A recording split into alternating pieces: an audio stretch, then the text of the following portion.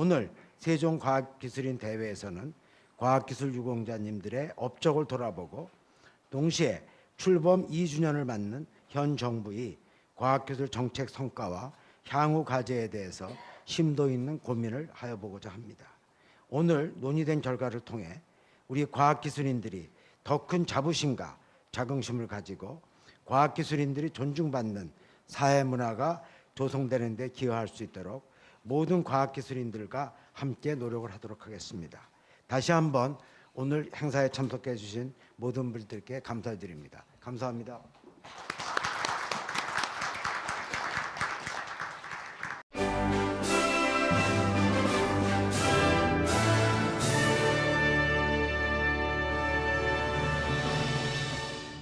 자연과학 분야에 이번에 5분이 그 과학기술 유공자로 선정되셨습니다. 그 중요 업적을 간단히 말씀드리고자 합니다.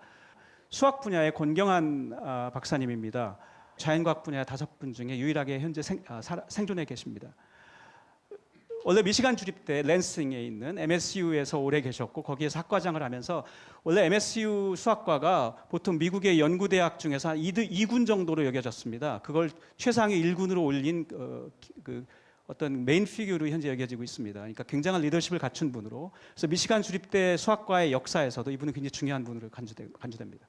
주된 학문적인 업적은 그 미국에서 하셨지만 결국 귀국해서 새로운 수학과를 만들어내고 외국에 있는 학자들을 유치하고 그리고 그 어떤 수월성에 기반한 그런 그 연구 중심의 어떤 대학을 만들어 나가는 그런 작업에 아주 큰 리더십을 발휘했습니다. 두 번째는 그 김정음 박사님입니다.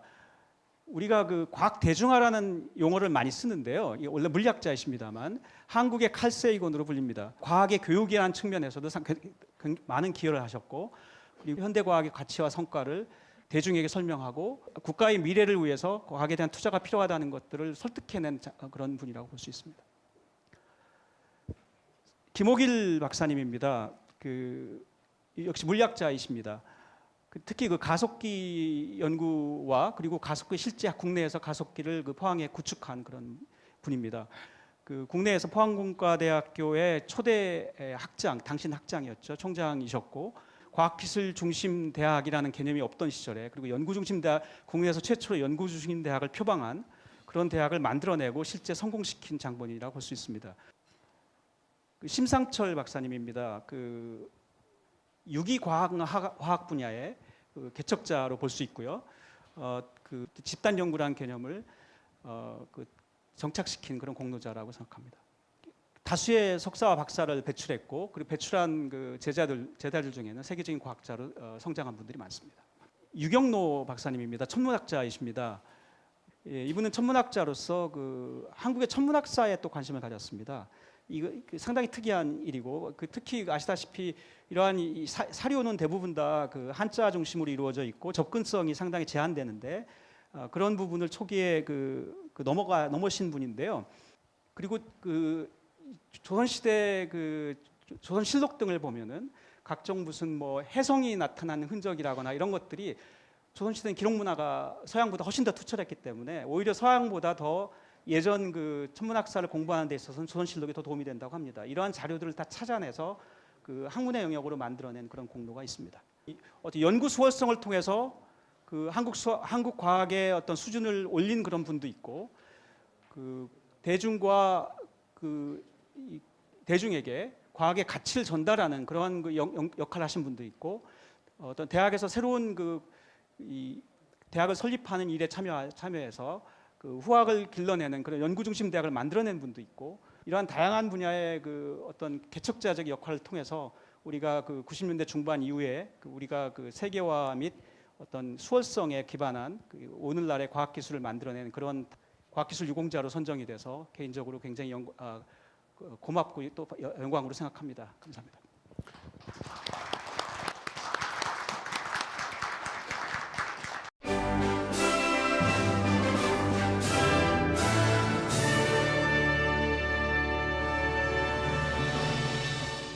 2019년 세종과학기술인 대회에 과학기술 엔지니어링 분야 유공자 업적을 말씀드리는 영광을 갖게 된 김태유입니다. 그래서 제가 오늘 이 산업혁명에 아주 큰 족적을 남기신 우리 선배 석학 5분을 소개하게 된 것은 정말 큰 영광이고, 또 다 함께 이분들의 그 평생의 업적을 기리는 일은 그분들의 받아야 될 당연한 대우이고, 또 우리의 후학들에게 꼭 넓게 알리고 또 귀감이 될 수 있도록 할 일이 아닌가 생각합니다. 먼저 강대원 미국 벨 연구소의 펠로우, 고 강대원 펠로우께 대해서 말씀드리면, 이분은 세계 반도체의 역사를 바꾼 연구자입니다. 반도체 기술의 돌파구를 연 성과를 보이셨고, 한국인으로서는 유일하게 미국 발명가 명예의 전당에 헌액된 분입니다. 이분은 반도체 개발의 산실이었던 벨 연구소에서 반도체 직접 회로가의 기본이 되는 모스펫을 개발했고, 그래서 트랜지스터의 한계를 극복했고, 그래서 현재 컴퓨터와 휴대폰 산업에 널리 응용되고 있는 D램 및 IC 개발에 아주 토대를 마련하셨다고 말씀드릴 수 있습니다. 한국을 대표하는 반도체 학자이자 세계적인 반도체 학자입니다. 또 산업계의 LG전자의 고문으로서 우리나라 산업의 태동기에 엄청난 기여를 하셨습니다.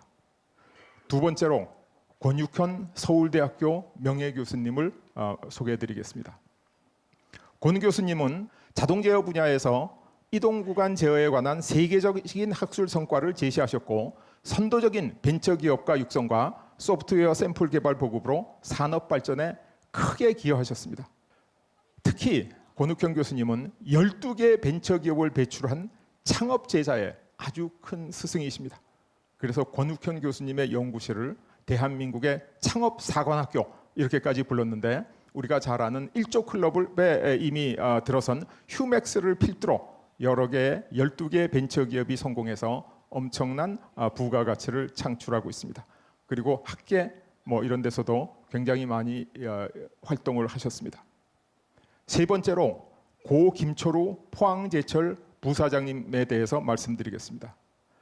김철우 부사장님은 세계 최고의 포항제철 신화를 이끈 철박사라고 말씀드릴 수 있습니다. 포항제철 고로 1호 설계와 건설을 주도하신 제1동포 공학자시고, 한국 철강 기술의 토대를 마련하고 철강 산업의 고속 성장을 견인하셨습니다. 연 100만 톤이 넘는 고로 제1호기를 건설함으로써 포항제철을 세계적인 기업으로 성공시키는데 아주 기초를 마련하셨습니다. 이분이 안 계셨으면 포항제철이 세계적인 철강 회사가 될 수 있었을까라는 의문을 가질 정도로 큰 기여를 하셨습니다.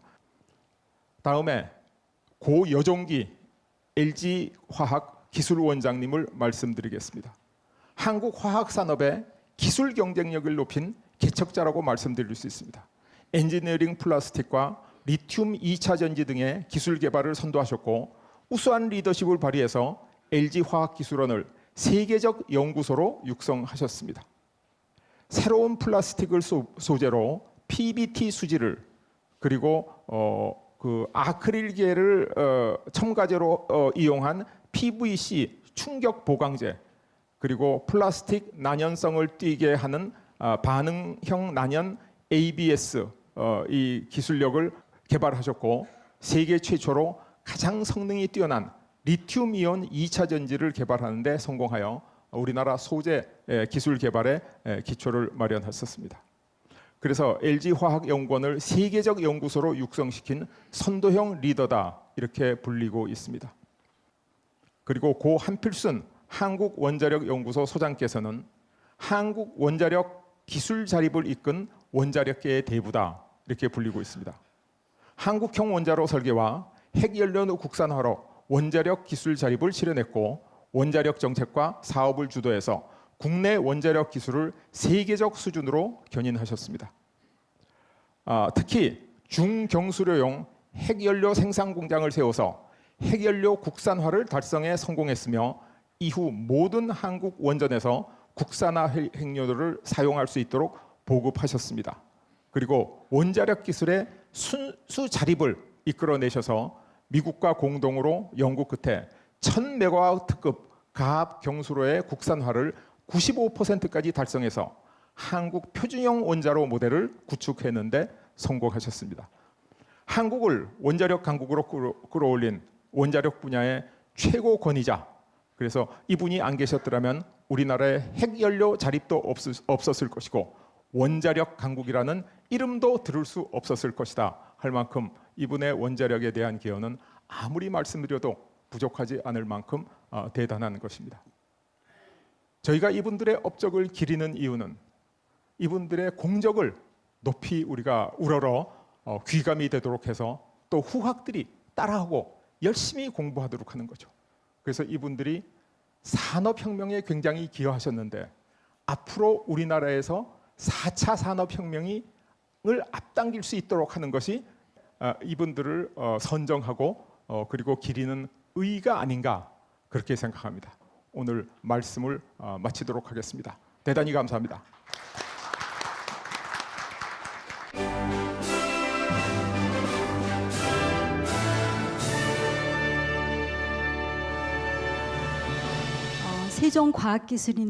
세종과학기술 대회에 헌정 강연을 맡게 된 것이 저에게는 또 다른 영광스러운 일입니다. 그분들께서는 매우 열악한 그런 그 여건에도 불구하고 창의적인 그런 그 접근을 시도를 하셨습니다. 국제적인 수준으로 우리나라 과학 발전에 기여를 했고요. 교육과 연구, 봉사에 헌신을 하셨습니다. 그래서 그 어려운 여건 속에서도 이분들의 성과가 국제적으로 인정을 받을 수 있었습니다. 무엇보다도 노블리스 오블리주를 아주 몸소 실천을 하셨습니다. 한 분 한 분 말씀을 드릴 텐데요. 이 자리에도 계셔서 대단히 제가 영광스러운데 첫 번째 분으로 김모임 전 보건복지부 장관님이십니다. 김 장관님은 우리나라의 간호 및 보건 분야의 학문적인 선구자이신데요. 보건 분야의 정책가 또 노블리스 오블리주를 몸소 실천하신 그런 리더이십니다. 1974년에는 간호학연구소를 설립을 하셔서 과학적인 연구 방법론을 주제로 한 단기 대학원 과정을 개설하셨고요. 간호학 탐구라는 학술지를 발간함으로써 우리나라 간호학 발전에 큰 기여를 하셨습니다. 다음은 이상섭 서울대 명예교수님이십니다. 이상섭 교수님은 한국 생화학 연구의 기반을 조성하신 분으로 천연물 바이오텍 연구의 선구자이십니다. 미생물을 이용해서 유기화학물 바이오 트랜스포메이션 메커니즘 연구를 하신 권위자이시고요. 고추로부터 캡사이신 성분을 생화학적으로 연구하신 것이 국제적으로도 인정받으신 그런 우리의 1세대 생화학자이십니다. 미생물에 의한 스테로이드 대사 경로를 규명함으로써 효소균 기능 조절 또 이런 것들이 결국은 스테로이드 호르몬 생산에 단초를 제공하셨습니다. 뿐만 아니라 이제 캡사이신 성분을 분리 합성하는 연구를 통해서 새로운 진통 약물의 개발의 기초를 제공을 하셨습니다. 다음은 고 허영섭 녹십자 회장이십니다. 허 회장께서는 GC 녹십자를 국제적인 생명과학 기업으로 도약시킨 그런 글로벌 리더이십니다. B형 간염 백신 등 의약품을 개발함으로써 우리나라 국민들의 보건 증진에 크게 기여를 하셨습니다. 국내 첫 민간 연구법인 모감 생명과학 연구소를 설립을 함으로써 생명과학 연구 기반을 조성하셨습니다.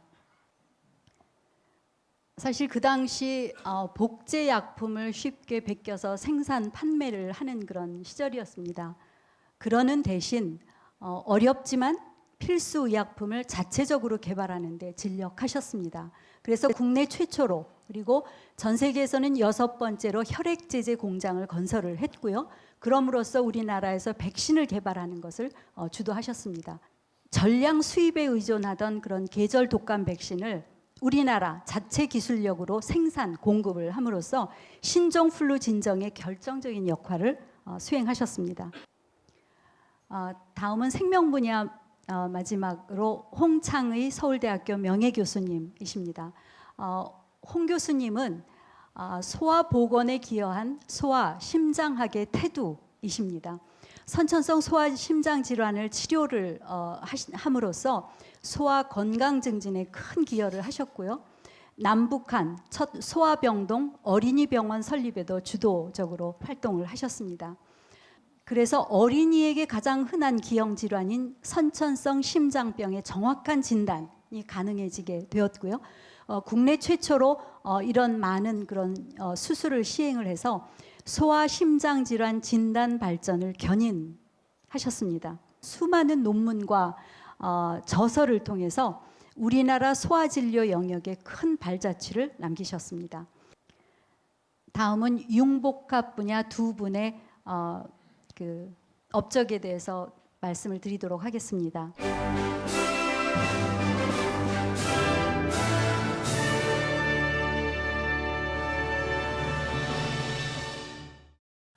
첫 번째는 고 이종욱 WHO 사무총장이십니다. 우리가 아주 잘 아시는 분인데요.